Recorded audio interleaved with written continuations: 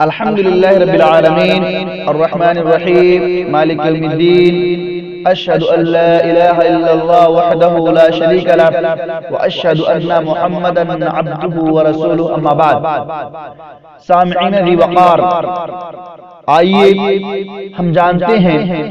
کہ شیطان کے وسوسوں سے کیسے بچا جائے۔ شیطان جو انسانوں کا کھلا ہوا دشمن ہے، خاص طور سے مومنین کا، اہل ایمان والوں کا سب سے بڑا دشمن ہے۔ وہ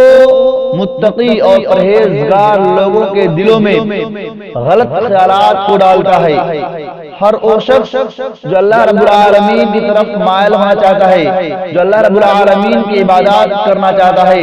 شیطان ایسے لوگوں کے دلوں میں گھر کر جاتا ہے، ان کی رگ رگ میں بس جاتا ہے اور ان کے دلوں میں بہت سارے غلط خیالات کو ڈالتے رہتا ہے۔ تو آئیے شیطان کے ان وسوسوں سے کیسے بچا جائے۔ اللہ رب العزت نے قرآن مجید میں شیطان کے دو وصف ذکر کیے ہیں، الوسواس الخناس، یعنی وسوسے ڈالنے والا اور پیچھے ہٹ جانے والا۔ اس کی تفسیر میں ابن عباس رضی اللہ عنہ فرماتے ہیں کہ شیطان ابن آدم کے دل پر ڈیرا ڈالے رکھتا ہے، جب وہ غافل ہو جائے تو یہ وسوسہ ڈالتا ہے، اور جب وہ اللہ تعالیٰ کا ذکر کرنے لگ جائے تو یہ پیچھے ہٹ جاتا ہے۔ اللہ رب العالمین سورۃ الاعراف میں ارشاد فرماتا ہے وَإِمَّا يَنزَغَنَّكَ مِنَ الشَّيْطَانِ نَزْغٌ فَاسْتَعِذْ بِاللَّهِ إِنَّهُ سَمِيعٌ عَلِيمٌ إِنَّ الَّذِينَ اتَّقَوْا إِذَا مَسَّهُمْ طَائِفٌ مِنَ الشَّيْطَانِ تَذَكَّرُوا فَإِذَا هُمْ مُبْصِرُونَ۔ اور اگر آپ کو کوئی وسوسہ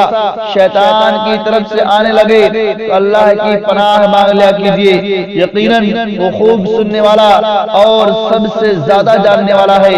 بے شک وہ لوگ جو اللہ رب العالمین سے ڈرنے والے ہیں، انہیں جب شیطان کی طرف سے کوئی وسوسہ لاحق ہوتا ہے تو اللہ کو یاد کرنے لگتے ہیں، پھر وہ اچانک بصیرت والے بن جاتے ہیں۔ ان آیات کریمہ میں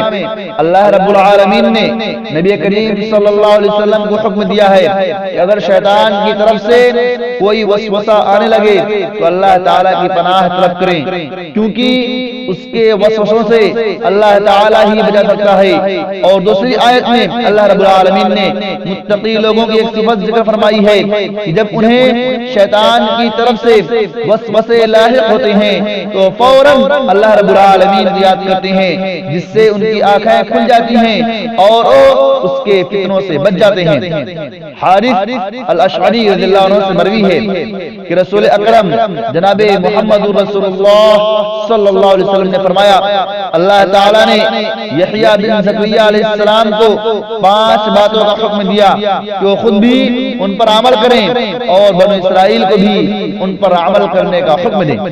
چنانچہ انہوں نے لوگوں کو بیت المقدس میں جمع ہونے کو کہا، جس سے مسجد لوگوں سے بھر گئی اور جو لوگ مسجد سے باہر تھے وہ ٹیلوں پر چڑھ گئے۔ پھر یحییٰ علیہ السلام نے اپنا خطاب کچھ اس طرح سے ارشاد فرمایا لوگو، اللہ نے مجھے اور آپ سب کو 5 باتوں پر عمل پیرا ہونے کا حکم دیا ہے۔ پہلی بات یہ ہے کہ تم صرف اللہ رب العالمین کی عبادت کرو اور اس کے ساتھ کسی دوسرے کو شریک مت بناؤ، کیونکہ مشرک کی مثال اس شخص کی طرح سے ہے جس نے اپنا خالص مال دے کر ایک غلام خریدا، پھر اس سے کہا یہ ہے میرا گھر اور یہ ہے میرا کام، تم محنت کرو اور جتنی آمدنی ہو مجھے ادا کرتے رہو۔ تو غلام محنت مزدوری تو کرتا ہے لیکن ادائیگی اپنے آقا کو چھوڑ کر کسی اور کو کرتا ہے، تو تم میں سے کون ہے جو اس طرح کے غلام کو پسند کرتا ہو؟ دوسری بات یہ ہے کہ اللہ رب العالمین نے تمہیں نماز پڑھنے کا حکم دیا ہے، لہذا تم جب نماز پڑھو تو دوران نماز اللہ کے سوا کسی اور کی طرف متوجہ نہ ہوا کرو، کیونکہ اللہ رب العالمین نے اس وقت تک اپنے بندے کی طرف متوجہ رہتا ہے جب تک وہ نماز میں کسی اور چیز کی طرف متوجہ نہیں ہوتا۔ یعنی ایک انسان جب تک اللہ رب العالمین کو دھیان میں رکھتا ہے، جب تک اللہ رب العالمین کی طرف توجہ رکھتا ہے، تب تک اللہ رب العالمین بھی اس بندے کی طرف متوجہ رہتا ہے۔ لیکن جیسے بندے کا دماغ ہٹتا ہے، بھٹکتا ہے، اللہ رب العالمین اس سے اپنی توجہ ہٹا لیتا ہے۔ تیسری بات یہ ہے کہ میں تمہیں روزے رکھنے کا حکم دیتا ہوں، اور روزہ دار کی مثال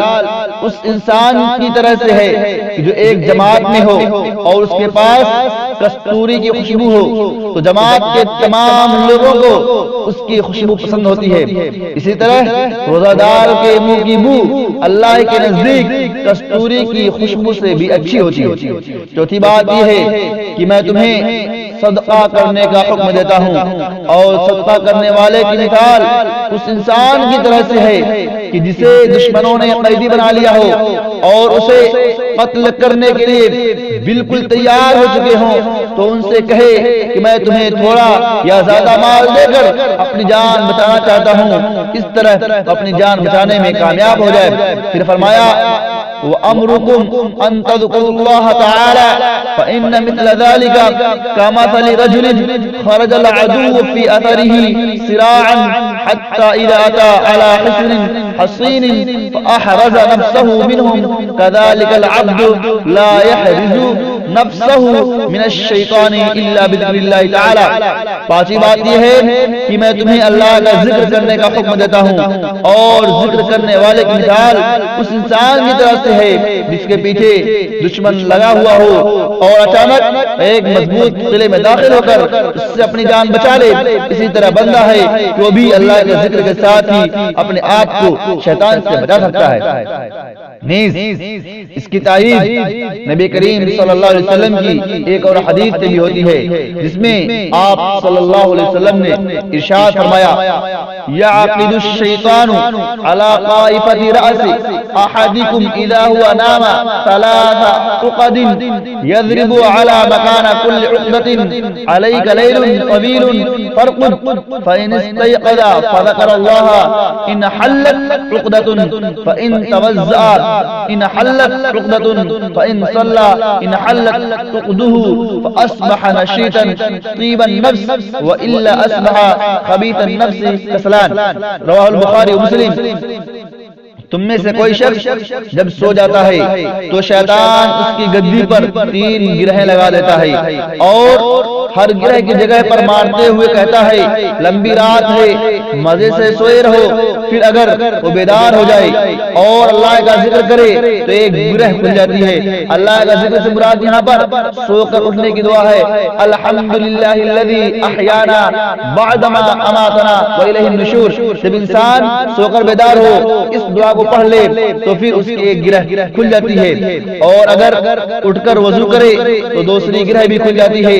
اور اگر نماز بھی پڑھے تو تمام گرہیں کھل جاتی ہیں۔ پھر وہ اس حال میں صبح کرتا ہے تو حشاش بشاش اور خوش مزاج ہوتا ہے، ورنہ بد مزاج اور سست ہوتا ہے۔ یعنی اگر ان 3 چیزوں کو نہیں کرتا ہے، اٹھتا نہیں ہے، یا اسی طرح سے وضو نہیں کرتا ہے، یا پھر اسی طرح سے نماز نہیں پڑھتا ہے، تو ایسا انسان پورا دن بد مزاج اور سست اور کاہل ہوتا ہے۔ تو شیطان کے وسوسوں سے بچنے کے لیے ان تمام باتوں کو ہمیں عمل میں لانا ہوگا، تب ہم شیطان کے وسوسوں سے بچ سکتے ہیں، ورنہ شیطان ہم پر ہمیشہ حاوی اور غالب رہے گا۔